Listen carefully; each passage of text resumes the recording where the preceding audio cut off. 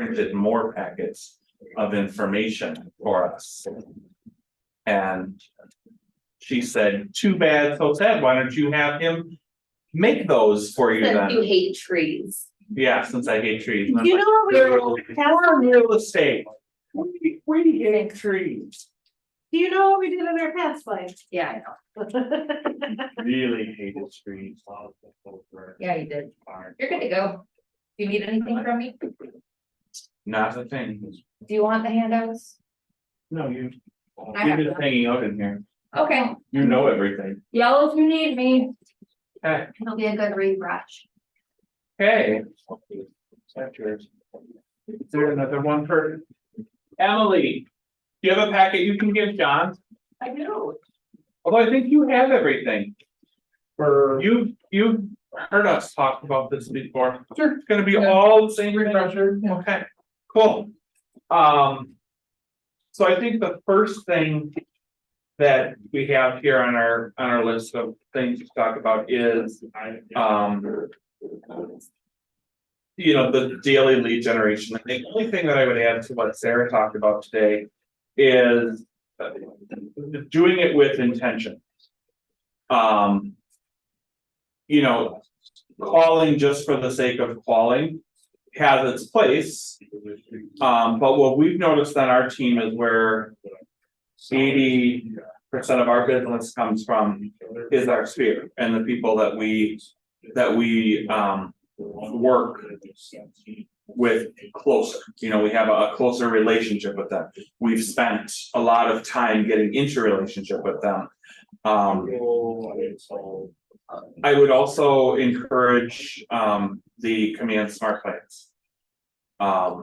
We did some digging and we found that only half of the agents in our office right now use the Command Smart Plans, I think are it was a using third.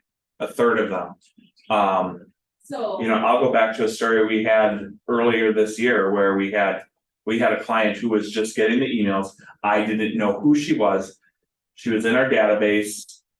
And all of a sudden, last March, she replied to one of our emails and said, yes, can you meet with, or can you show me a house on such and such a day? And I'm like, who the heck is this chick? And yeah, it turned out, I mean, we ended up, she bought one of our listings. That didn't work out for her. So we sold it again this fall, or no, 2 years ago, she reached out to us. So, I mean, those simple little, neighborhood nurture and the birthday one. I mean, at a minimum. You know, at least have your people on that one. We take it a little farther. When we moved over here to Prestige, I kind of fell in love with Scott's 36 touch plan. So we have all of our Mets on a 36 touch, and the 36 touch is an email twice a month, a postcard once a month, sprinkled in with a text message once a month, greeting cards, and then one thing that I think we do really, really well is our Popeyes. This is the one that we're doing now for Halloween.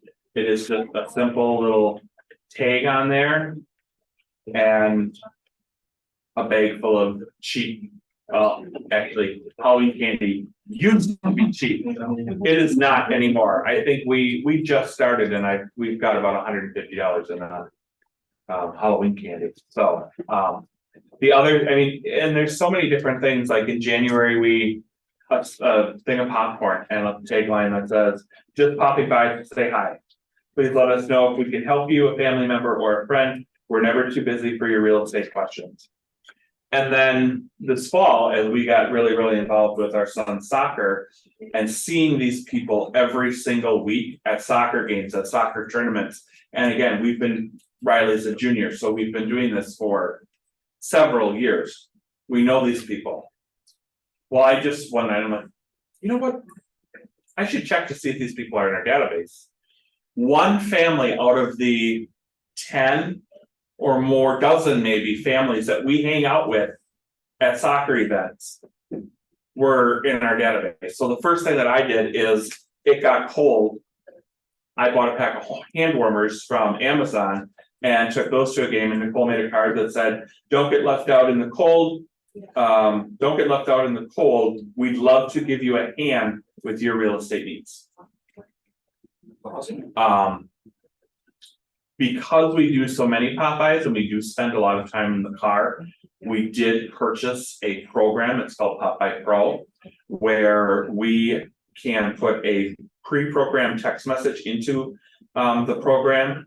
And then it will map out or tell me when I'm in the neighborhood, when I'm in like a 1 mile radius of a client on the list. It will say, hey, you're close to Abby Lang. Drop off a Popeye, and we've got, you know, now the Halloween Popeye is in there, so we drop it off. It will give me directions to her house from where I'm at. Drop the Popeye off, and once we say that we're delivering the Popeye, it will also send a text message that says, hey Abby, we were in your, we're in your neighborhood and I dropped off a Halloween treat for you. Let us know if you ever have any real estate questions, or, you know, I forget what the tagline is. You know, we drop that off. Everyone we dropped them off to yesterday, and there were like 10 or 15, 10. Everyone replied. One of the people was someone we sold a house, our investor, he found them as a buyer. We just did the paperwork with them, but we added them to our database because they're like orphan buyer, you know. He replied back yesterday and said, I've been meaning to text you. We need to find an investment property. So, $150 in candy, probably about $25 in gas. And now we have an active buyer who wants to do duplex. Are you looking for conversations? Are you knocking, or are you just No. dropping it off? No, just dropping it off because I don't want to, that's the reason for the text. Okay. And that's why when we do these, they're in our, like for this week, it's in my calendar from 10 AM until 3 PM.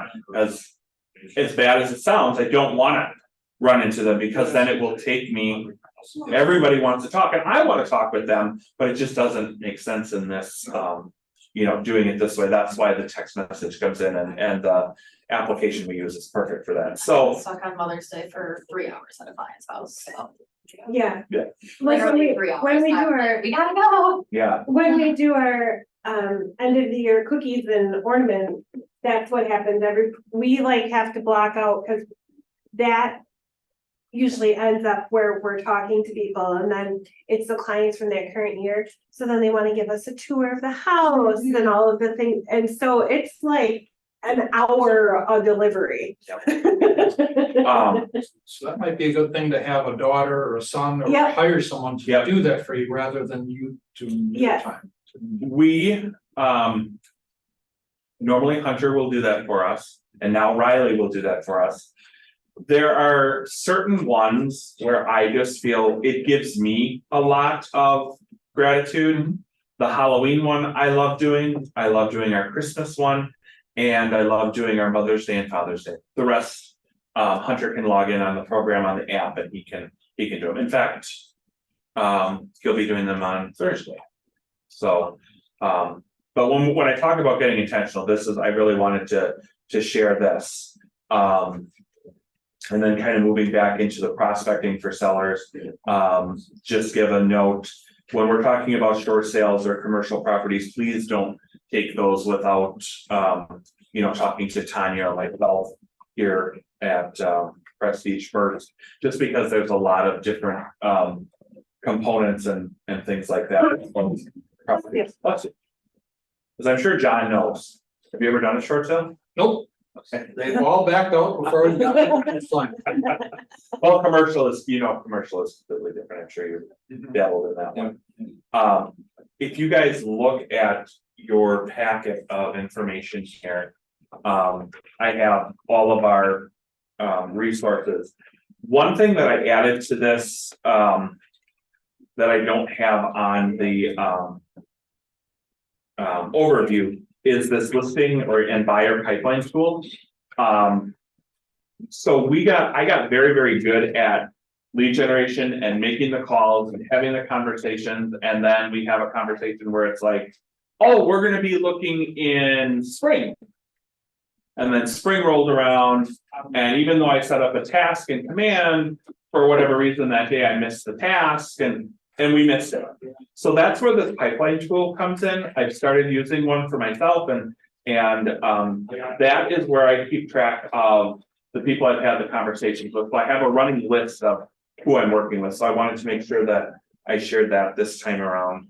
And then, you know, like moving right into things, we have a seller lead sheet and a buyer lead sheet that we use, and this is just simply for pre-qualifying people. Because, you know, as Sarah was talking about up here, you want to find out their motivation to try and figure out, you know, where they're at. You know, if someone says, well, you know, yeah, we want to sell, kind of testing the market, or, you know, someone's like, no, we're not telling anybody, but we're getting divorced and, you know, we need to be out by a certain date. So there's questions in here where you can pre-qualify either a seller or a buyer.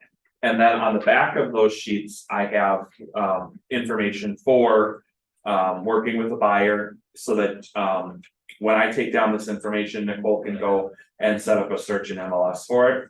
And then on the back here, it gives her information about the property when she's inputting it, so that we have that information for the future. And then I also have an expired lead sheet. Now, I'll admit, haven't been working too much with expireds, but I think eventually, as we move forward, we're gonna be working a little bit more with expired. So that's there as well. Oh, it's a little weird. Hey, Andrew. The other thing that all of this stuff that I'm gonna go over is in our folders. Oh, did you have something, Janine? I did want to ask if now is an okay time, for your 2 a month emails and your 1 a month text, what kind of information or how, you know, what do you say in those emails and in that text? So one of those emails is the monthly neighborhood nurture Okay. inside Command. Mm-hmm. And then once a month, I go through, when I get my email from Metro MLS talking about the market, usually the one from Metro MLS and the one from WRA will come like within the same week. I will take data from that and then I will just give my local perspective, probably 4 or 5 paragraphs on what we're seeing in the market. And, you know, just general real estate advice from what we're seeing currently. And the same thing for the text.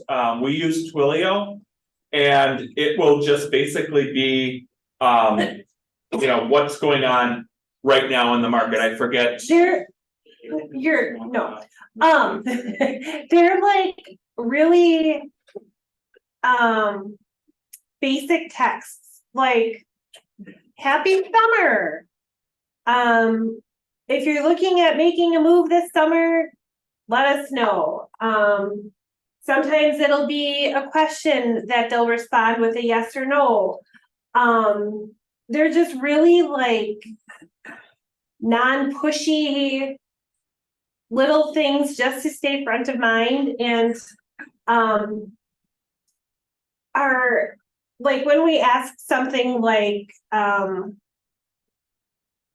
I'm trying to think, one of the ones that we got like most response from was just like a really like silly random question that really didn't even have to do with real estate, but it got people to answer. Like we got a lot of yes and no's rather than unsubscribes. Okay, cool.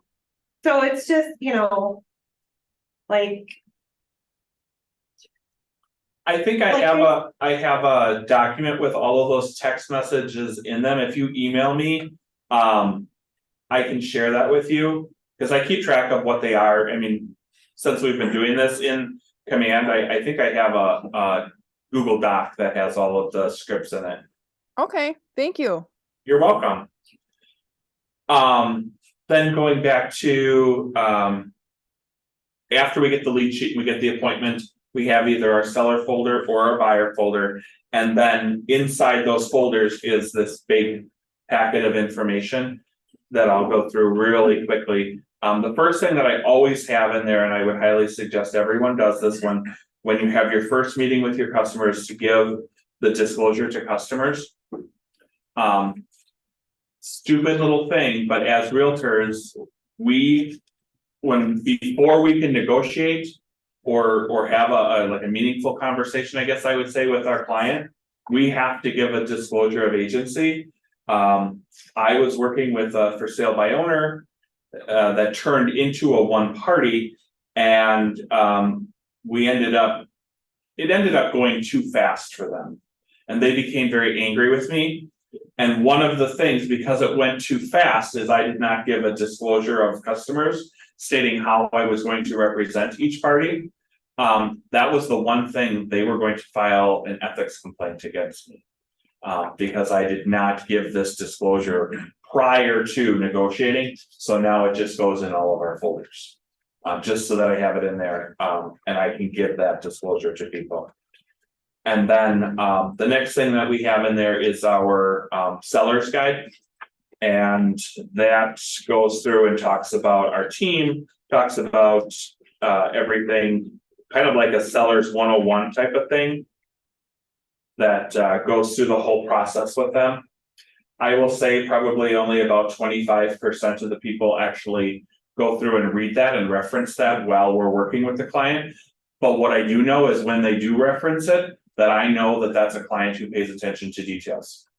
So I know that I have to make sure that I am paying attention to details, because that's not, that's why I have Nicole. Nicole is my details person. I know if they've read that, they are a details person.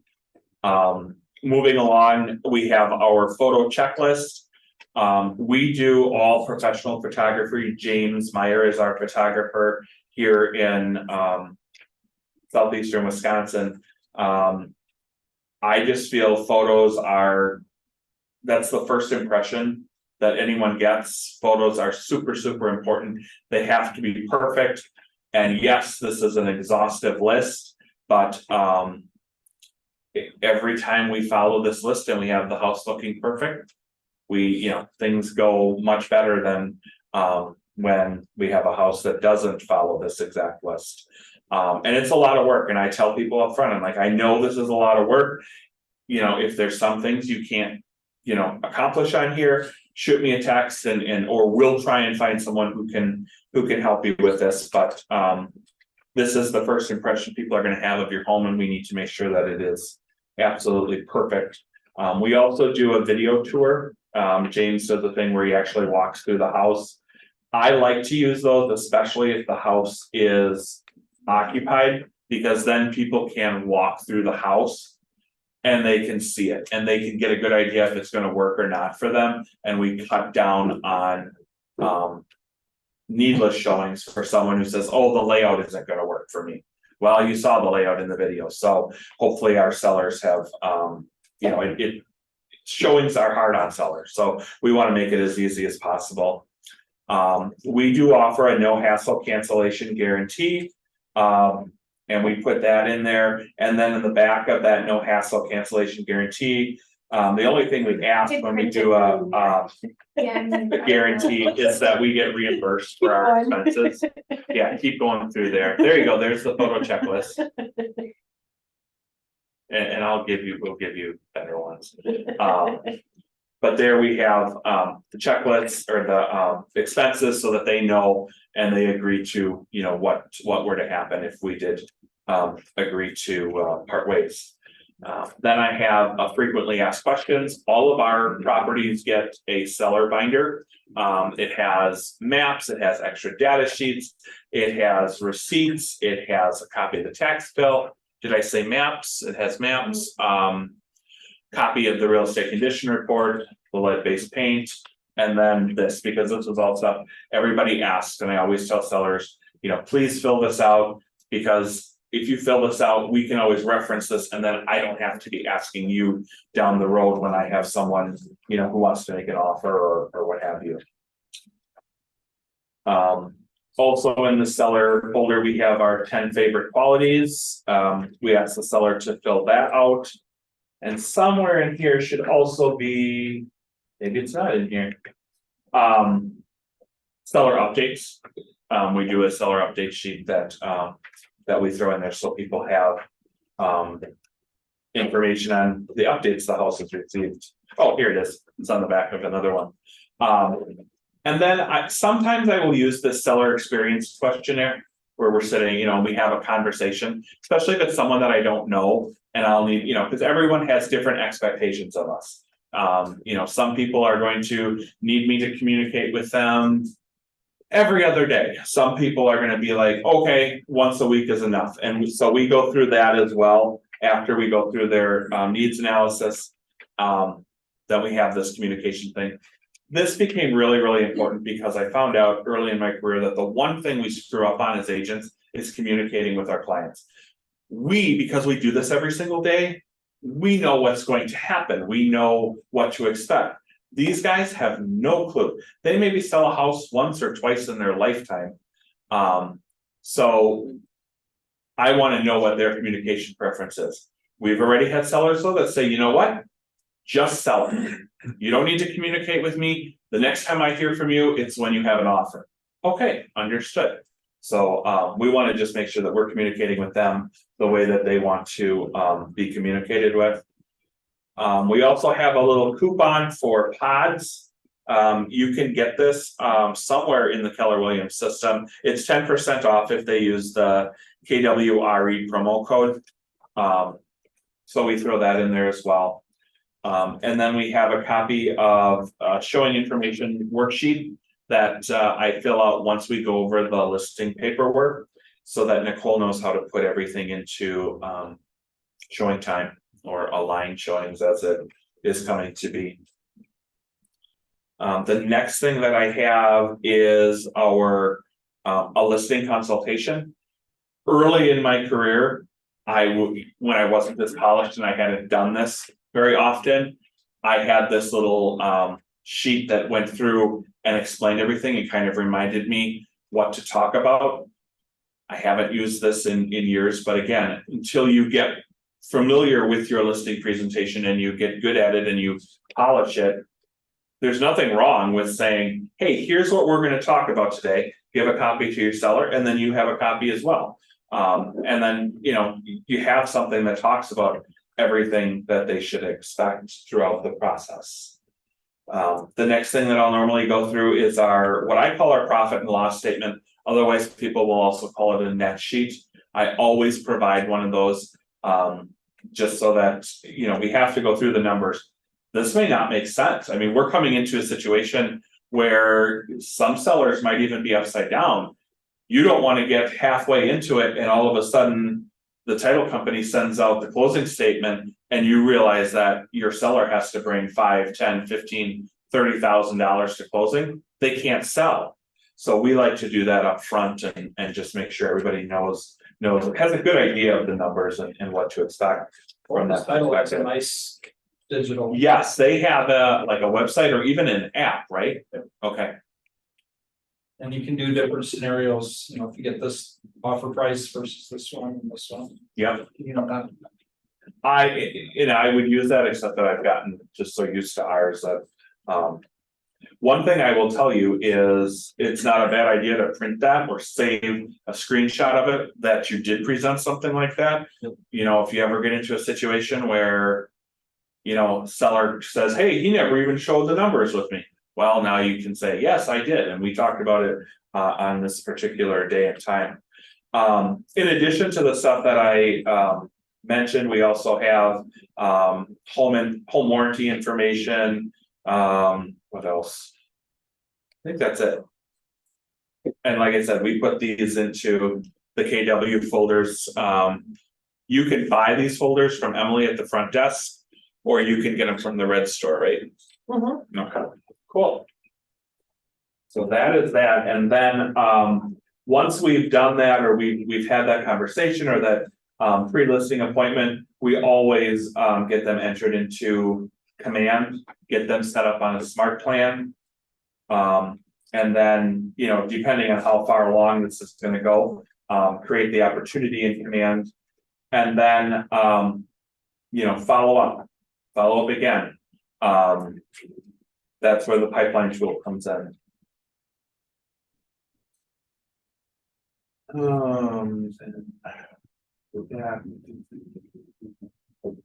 The other thing that I like to do, and Focus Title is phenomenal at this, is getting what's called a search and hold or a property profile.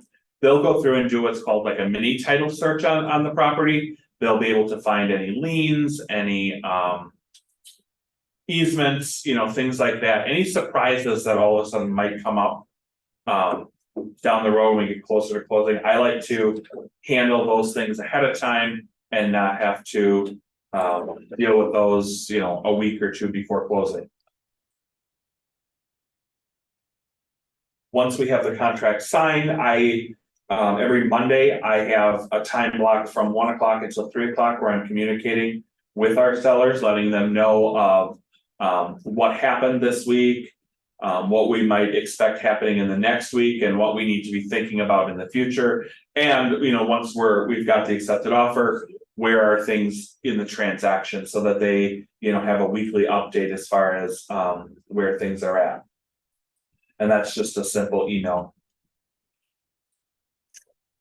Then we go through and kind of move into, once we have the contract, we move into what Nicole takes care of for us, and that would be getting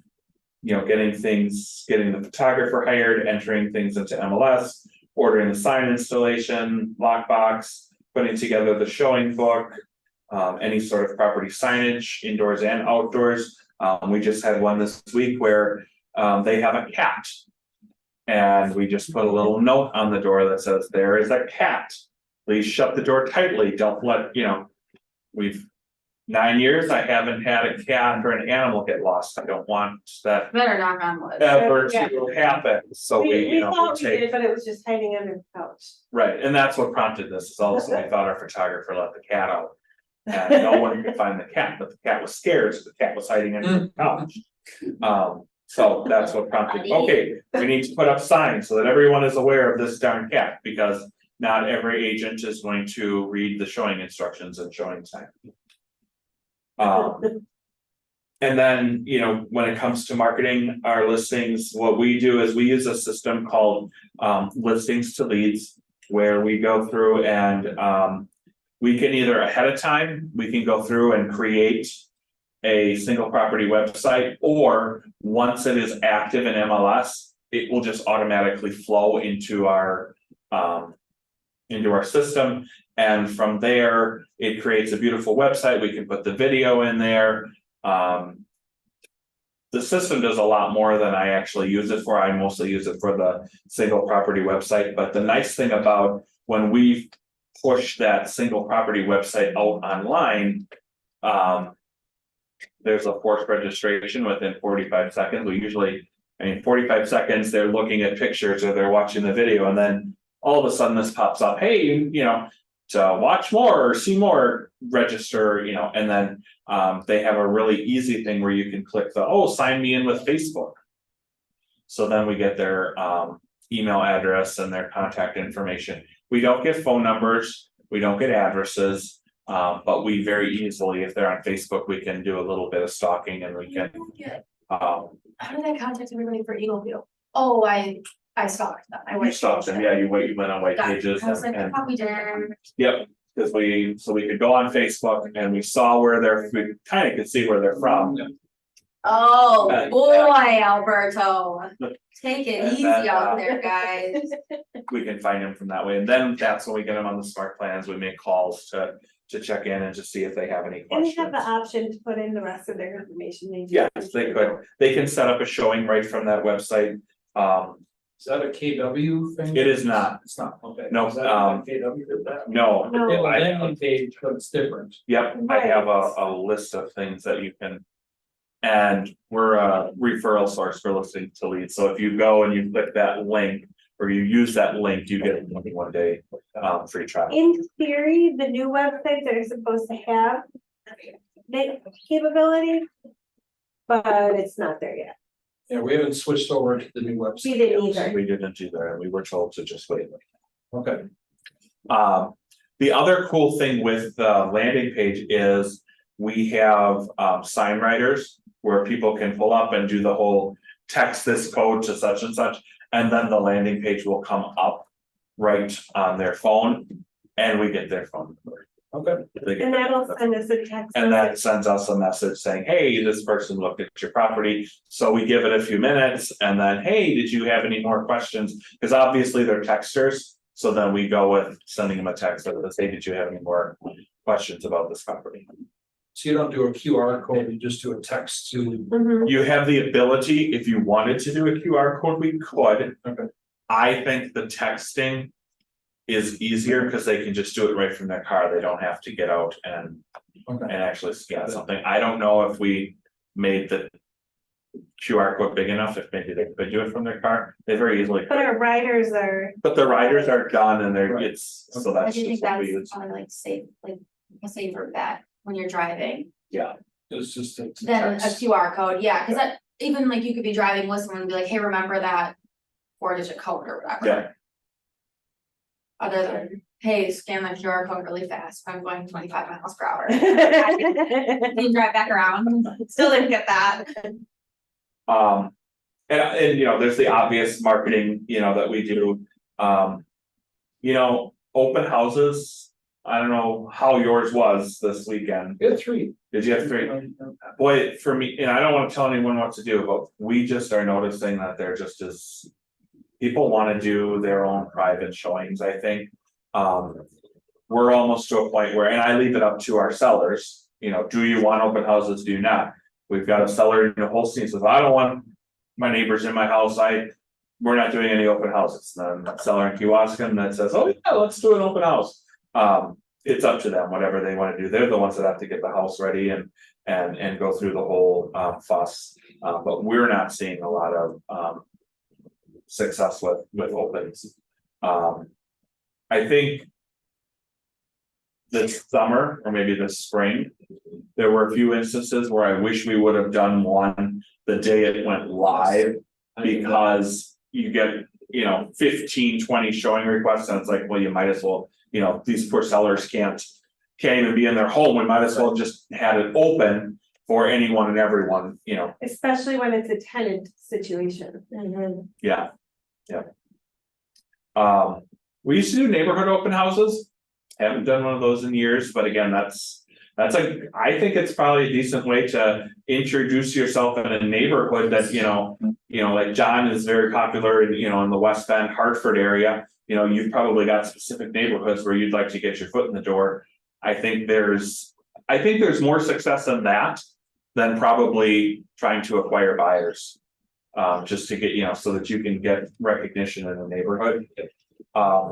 And that, you know, that was a very simple thing we did where we either door knocked or did letters, you know, like this starts on a Tuesday or Wednesday. Did letters or door knocked it, and had a special hour window before the open house to allow the neighbors to come through and, you know, we had food and whatnot and let them, kind of like a broker's open, except a neighborhood open, did that, and then, yeah, we get them in the database and, yeah, it's a lead capture type of thing. I don't know that we had all that much success with it, but, you know, it's something to do in a neighborhood that you really wanna work with.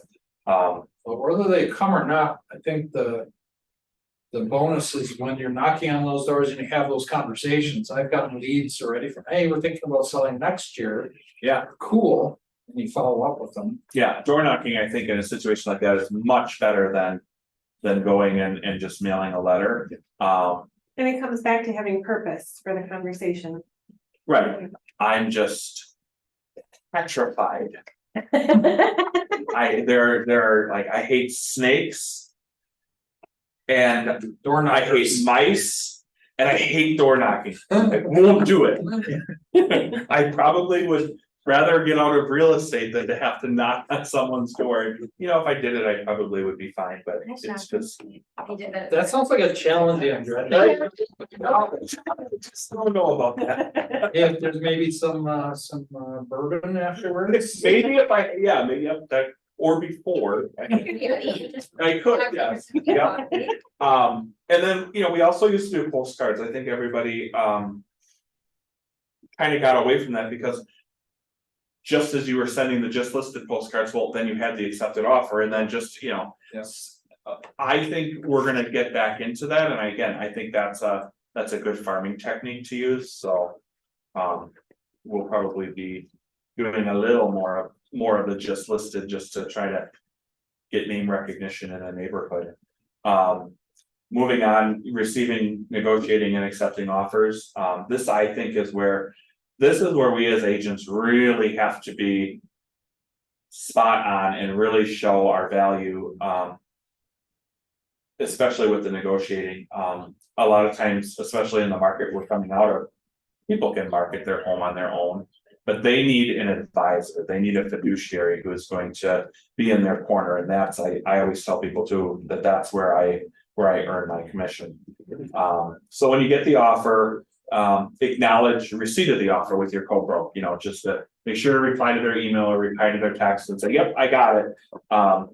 And then I have a little sheet in here, it's called the buyer agent questionnaire. I will use this every so often, I can find it. Darren Kittleson, I don't know if that name rings a bell to anybody, but Darren is a master negotiator, he owns the market centers in Madison. I have a little bit of a man crush on him. But he used this and he would go through and really like ask the buyer's agent some questions. You know, especially if you know, when we were talking about multiple offers, you could have 2 or 3 offers that were pretty much identical. But some of these questions. You could dive a little bit deeper, and not, agents don't have to answer these either. But a lot of times if you build rapport, they'll give you the information, you know, and you might find out, especially during COVID, a lot of people were asking, what industry is this person employed in? Because that could tell you, you know, were you going to get, was this gonna fall apart 2 weeks before closing because buyer lost his job, sort of thing. So, good questions. Not everyone's gonna work with you on that. But there's, you know, I played around with that a little bit. I did give a spreadsheet.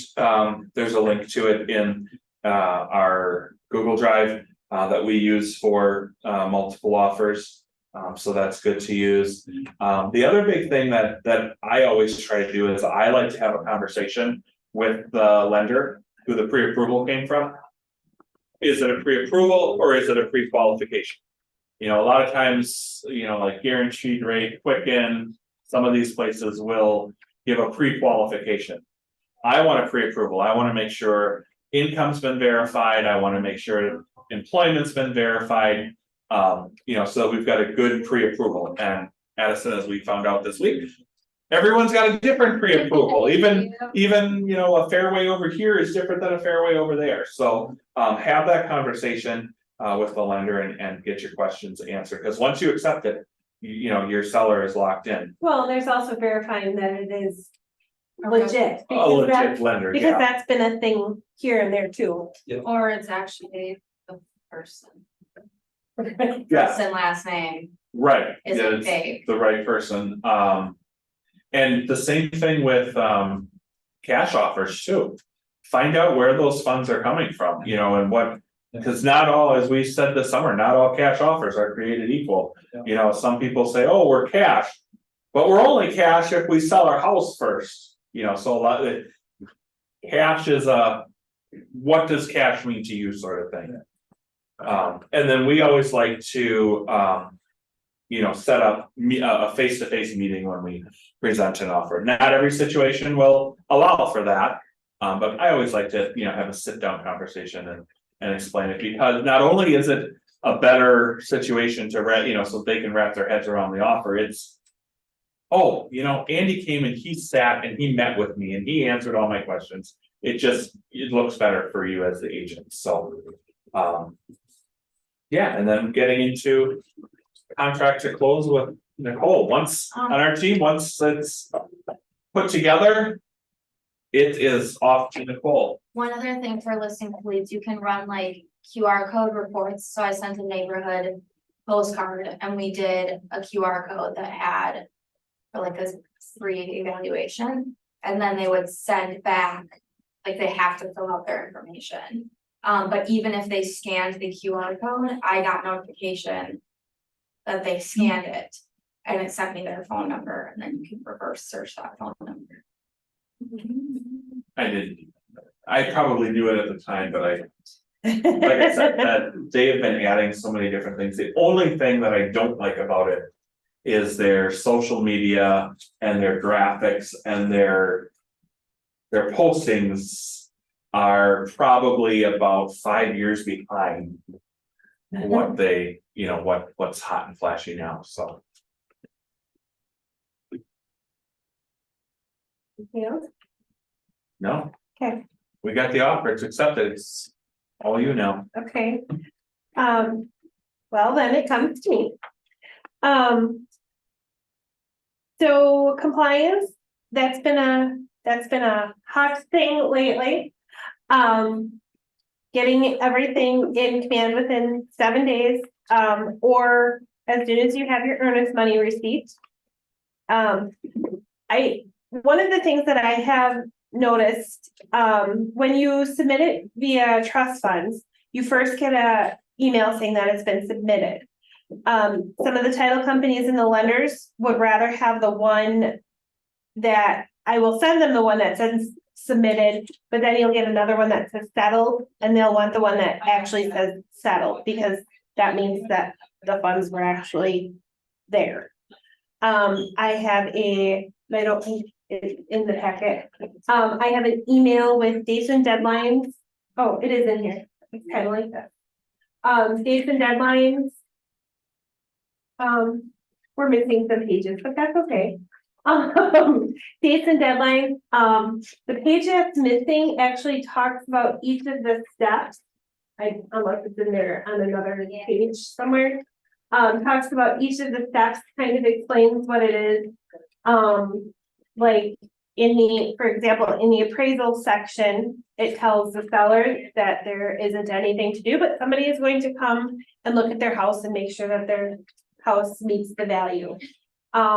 If they have to do the well water septic testing, it has information about that in there, and will give, some places that they can contact to set up those tests.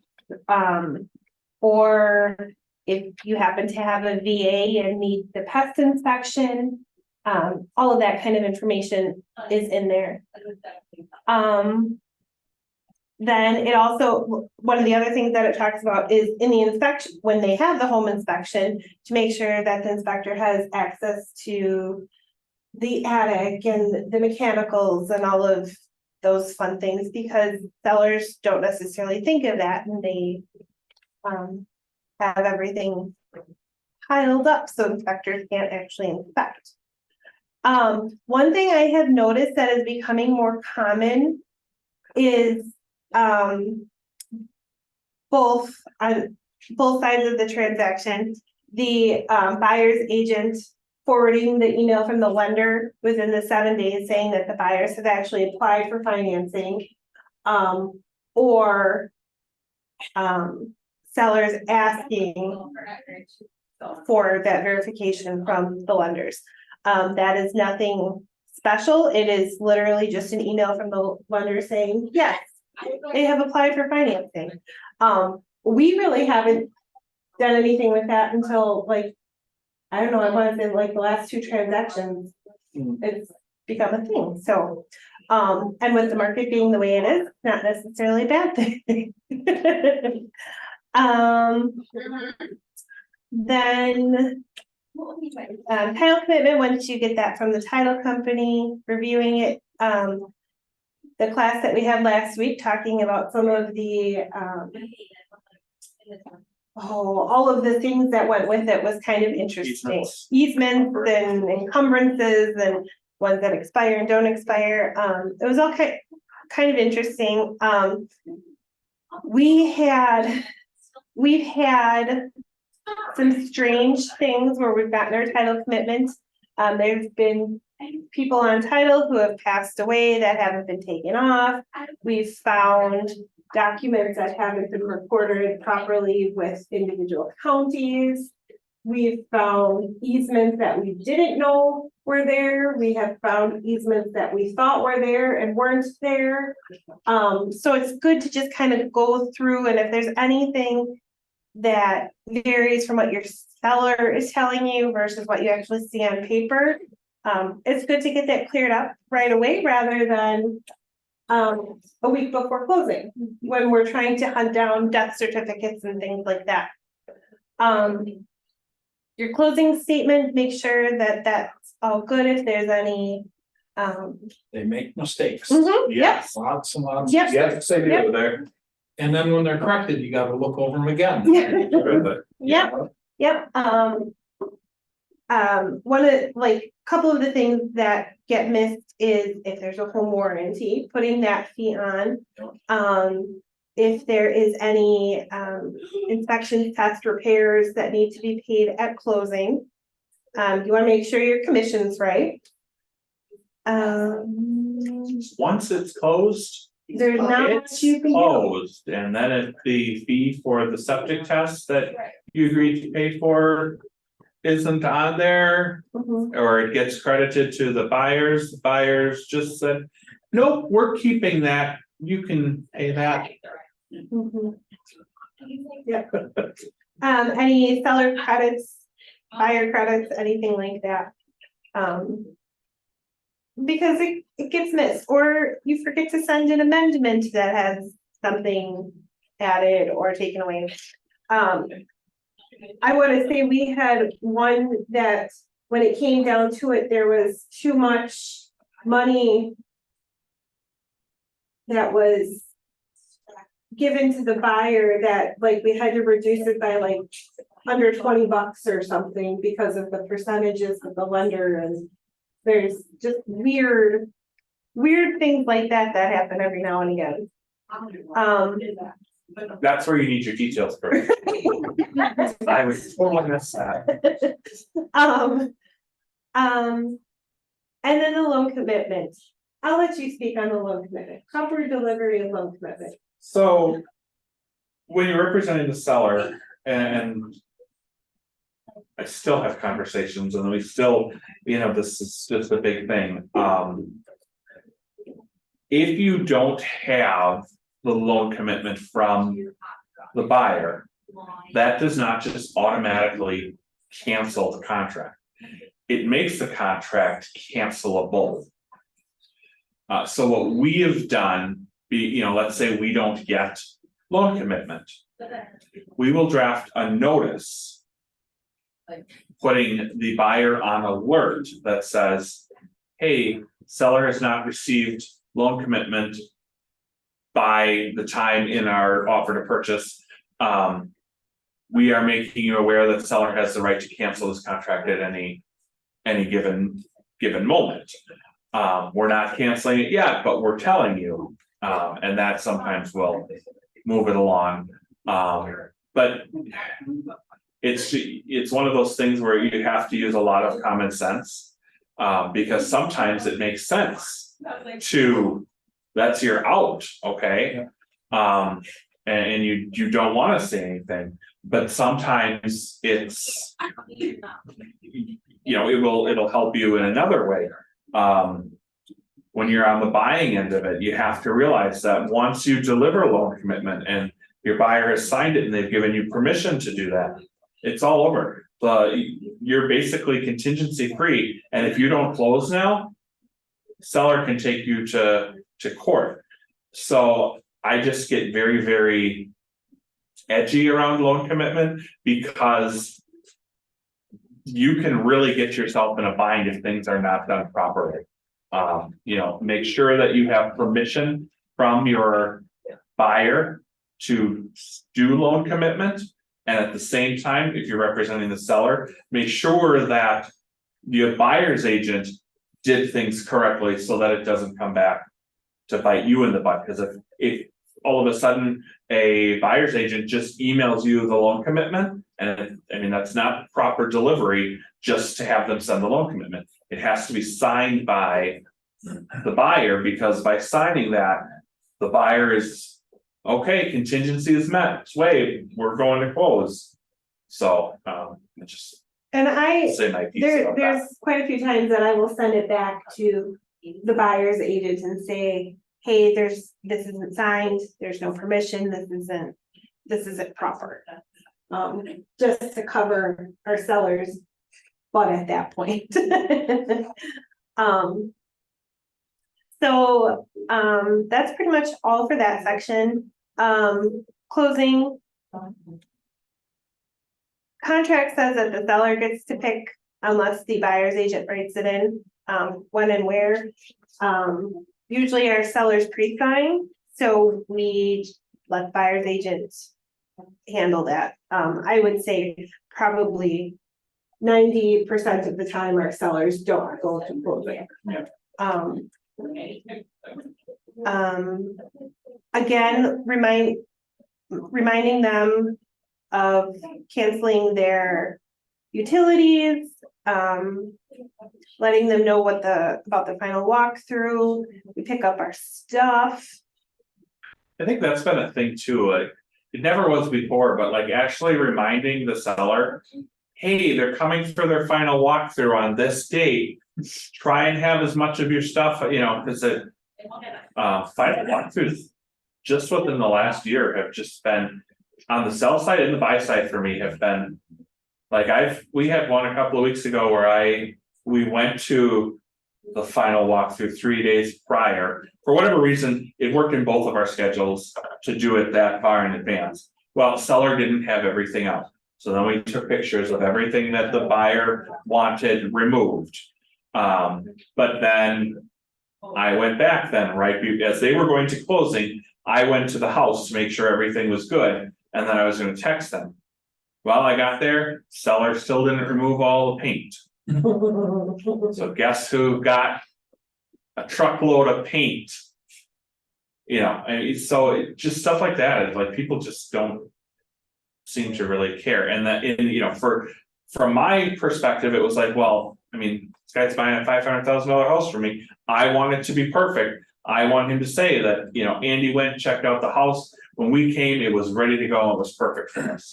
You know, whereas, and I didn't bother going back to the listing agent, because it just didn't, I grabbed the paint and I got, you know, took care of it, so. That's another thing where you can tell your sellers, that's where you earn your commission. That's the one conversation I always have is, you know what, yep, you're paying me that, but I guarantee you. I am gonna do whatever it takes to get you to the closing table. That's where I earn my commission. So, and you know what, sometimes I don't gotta do a thing. Other times, I gotta call Campbell Crew and drop $350 on getting crap out of the house, or you know, so. But again, those are just where we show our values, so.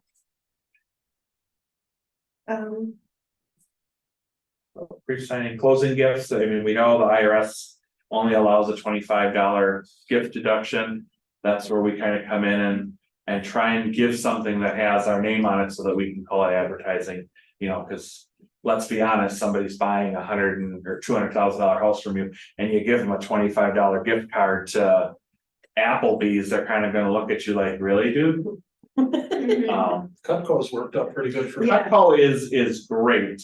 And we've used that system and we just are out right now and we just haven't. Yeah, that's a great system, expensive system, But people appreciate but it. people really appreciate it, and it's there forever.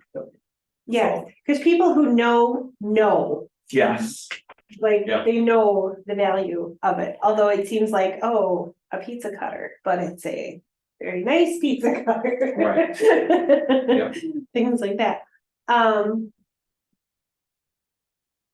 Where was I? Okay, Just attending closing. yep, that's Um, you. you know, we used to, and I kept this in here, I was gonna remove it, but we used to have this little sheet that we had everyone fill out, because sometimes there's that awkwardness where you're sitting there and you're waiting to get funding approval. And you're just sitting there and you can only talk about the weather so much, you can only ask them when they're moving, you know. So we would slide this over and say, hey, we wanna be able to keep in touch with you, you were great to work with. We have a really cool VIP program for all our past clients. would you mind filling this out? So then they fill it out. But what we do right now is, because during the whole COVID thing, we weren't always going to closings. So we had to kind of pivot, and now we have a Google form that they fill out. We have a system within Command, it's called our Top Dog system. Where as soon as Nicole goes through and gives them the top dog tag, they are automatically put on a smart plan that sends them a request to leave us a review. And then the next day, it sends them an email asking these questions. And then I forget, and then it prompts me to call them or text them within a few days. So it's a really, really cool system that just by putting a tag in Command, you can automate this smart plan. But then we have a private Facebook group that we have for what we call our top dogs. And that seems to be really working very, very well. Again, that's where the Popeyes come in, and we use that system. And then, of course, there you're gonna get your check. And I never, ever thought I would have to tell an agent that they have to bring their check to the market center to get paid. But when I was broker up in Appleton, I had an agent up there who did not realize that she had to take her check and closing statement to the office, so the office could pay her. So that's why I have that in red.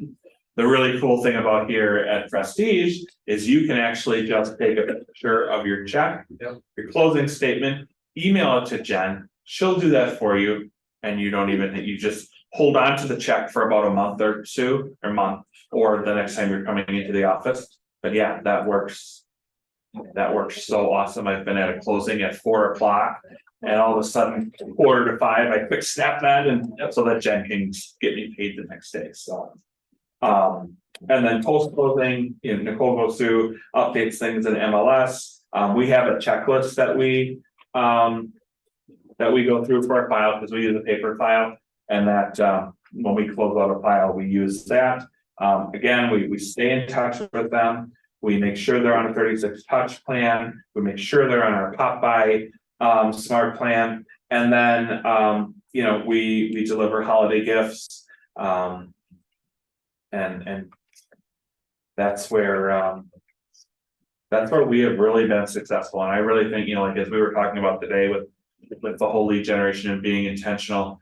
For our team, I was actually thinking about subscribing to Realtor.com or Zillow, or to get some of those calls in here. But what I found out through some situations our agents here at Prestige have been involved in is those leads, number one, they're not hot leads. Those are people that clicked on a property and they're 3 to 6 months out. Which is fine if you have a system for that. Right. And more importantly, they are not loyal. They clicked on something because they wanted some information. As soon as you get them the information, they're going to move on to the next person. We had an agent in our office. This happened twice. She got herself into a procuring cause situation. One was not so friendly. The second one was really friendly. Luckily, she had a relationship with that agent. That's where I be nice to your co-brokes. So she explained her side of things, and he's like, okay, yeah, I'm gonna give you 25% because this has happened to me and it's just a nice thing to do. But those leads are not, they're not loyal. When you have clients that you're dropping gifts off by, you're sending them a text message on their birthday, a birthday card, a sympathy card, a congratulations card. They're going to be your clients for life. And I think as we move forward, I've said it a million times, but that's the future of our business. And we all got into this because we like people. Most of us like people. You know what? Take care of your people. You earn a decent living from these people. Make sure you have a good relationship with them and take care of them. That's how you've been successful. How long have you been in real estate, John? It's my 11th year. Well, yeah, you just got in just a little ahead of me. So I think we're done. Does anybody have questions? Tell them to make it to 0. We'll go through, you and I can go through these just a little bit more so you have a little bit better understanding. Janine, did you have any questions? I don't have any specific questions. Thank you for the training, but I do have kind of a weird question about a client that I was thinking about emailing or texting you about. So if that's okay, could I do that? Yes, why don't we get this shut down? Do you want to give me a call in 10 minutes? And we'll have a phone conversation? I sure appreciate it. Thank you. Yeah, absolutely, sounds good. And then as soon as I'm done with that, I guess you and I can go through this stuff and anything else that you need. Oh, we needed to, I don't know. Maybe not. And we were supposed to have a team meeting as soon as Right this now. was over, right now. That's Thank one you, John. question for you, your Yeah. quarterly calls, do you have a topic in mind or something to share with them, or is it just care calls? Share calls, okay. Hey, how you doing? I haven't talked to you in a while. How are things going? Oftentimes, and I tell this to Bella all the time, it will be a text or a Facebook message too. Okay. It will not at all be about real estate. Yeah. It will just be, hey, how you doing? Because I think, again, these are people I have relationships with. They already know I'm in real estate. They just need, and the whole thing with this too, it's, we drop some candy off. I drop some off at someone who I know they're not gonna buy because he just started a business. You can't buy it for 2 years. But you know what? I dropped candy off and they thought it was really, really cool. And I don't know, she may have someone at her job who is talking about real estate and she goes and says, oh my gosh. My realtor, actually, I didn't even sell these people a house. They ended up buying it for sale by owner, but this was so cool. Our realtor dropped this off. We have one of our first people.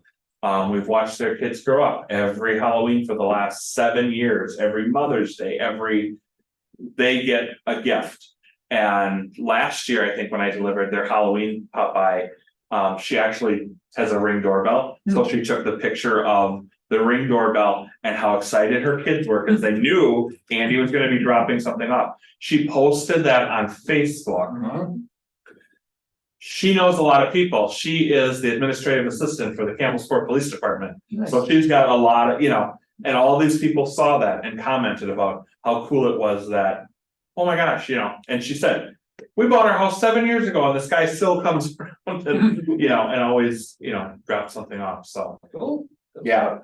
Yeah, and your care calls have led into somebody needing a roofer or an electrician or, Yeah, I mean, talking about if Janine is still on, actually, during the team meeting, someone got one of our text messages in our 36 touch asking for a home inspector. I don't know why. I hope to God she didn't find another agent. I don't think she would. But she was looking for a home inspector. And, I texted her our guy and we had a conversation, asked her how she's doing, and so, Cool. yeah, I mean, it's just being top of mind with people, I think. Awesome. All right, Janine, I'm gonna go in my office and we can chat with you and.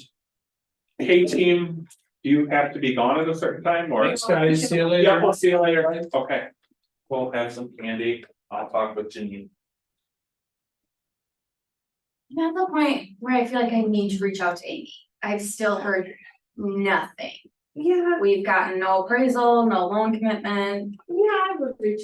Like, I'm at the point where it's like, we probably should reach out, even though she already fucked up the deadlines, but. Yeah. Oh, my foot policy from the way I was. That's the worst. Oh, I haven't heard from her since October 9th. The buyer from my seller. She's never sent me loan commitment. At all. She never sent me appraisal back. We have not heard, she missed like both of those deadlines. Oh, boy. That is not good.